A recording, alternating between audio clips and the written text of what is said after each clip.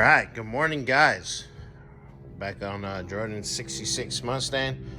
I guess we had the throttle linkage, I guess you call it, on top of the header, which I don't remember which way it went.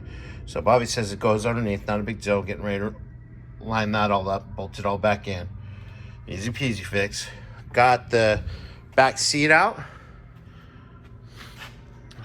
so we can get the exhaust on. It has hangers, so we had to drill to put bolts through.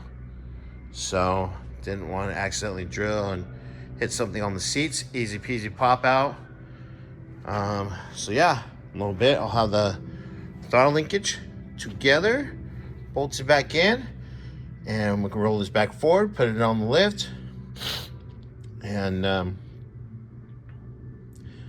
take about 2 of us to get the exhaust up there, kind of hanging where we want it, so I can mark holes and drill. All right, guys. Well, I'll get you guys an update here in a few.